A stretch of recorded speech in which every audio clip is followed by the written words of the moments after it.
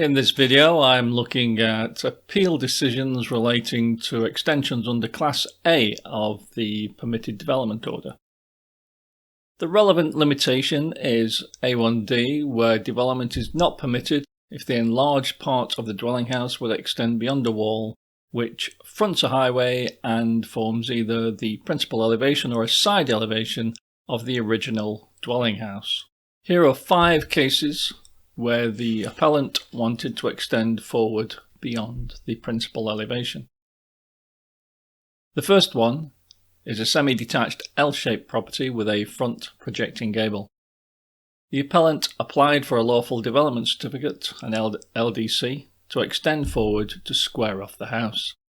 The council rejected the application, stating the proposed extension would extend beyond a wall which fronts the highway and forms part of the principal elevation.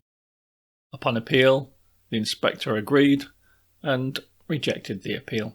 This is an end terrace property with a flat roof canopy over the main ground floor window and over the main entrance door. The appellant applied for an LDC to extend forward to infill the void under the canopy. The council rejected the application, stating the proposed extension fronts the highway and would extend beyond a wall which forms part of the principal elevation. The appeal inspector agreed and rejected the appeal. The next property is a 2-story semi-detached house, and a small area of the front wall is recessed at first floor level above the main entrance door. The appellant applied for an LDC to extend forward to infill the first floor recess. The council rejected the application, stating the proposed extension would extend beyond a wall which fronts the highway and forms part of the principal elevation. The appeal inspector confirmed that the principal elevation could comprise several walls facing the same direction, and that such walls might be staggered in the horizontal plane or vertical plane, or both. The inspector rejected the appeal. This property is a 2-story end terraced house, and the appellant wanted to replace a recessed adjoining garage with an extension that will be built up to the front face. Council rejected the application as the extension would extend beyond the principal elevation.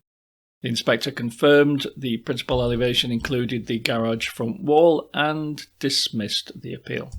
On this property, the appellant sought to extend forward from the attached garage. The appellant argued that the garage front was not a wall beyond which the proposed extension would project. The inspector's response was, "I can't see that the GPDO intends the word wall to be narrowly interpreted to mean only a structure of solid brickwork.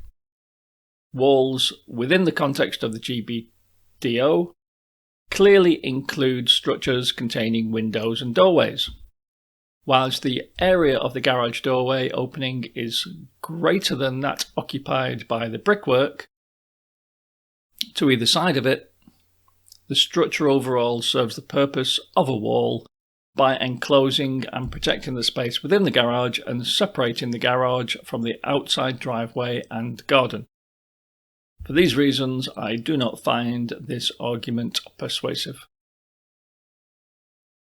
Well, my personal opinion, my reaction to this is a wall should be defined both by its mass and its purpose. Limiting the definition of a wall to the purpose of enclosing or separating space suggests that a curtain or a fence could be described as a wall. There's an understanding of immobility in the character of a wall which is not a characteristic of a garage door designed to be regularly moved. 6 months later, in a different appeal case, the same inspector, Susan Wraith, made this statement. "In interpreting points of law, the words of the statute should, as a general rule, be given their natural or ordinary meaning and applied accordingly without trying to make sense of what the legislation is intended to achieve. This contradicts her opinion in this case when she commented on the intent of the GPDO with regard to the interpretation of the wall. The inspector went on to say, "I acknowledge that, as a broad principle, decision-making should be consistent unless there are good reasons to the contrary." Yes, I agree, Susan. Inspectors should not contradict themselves.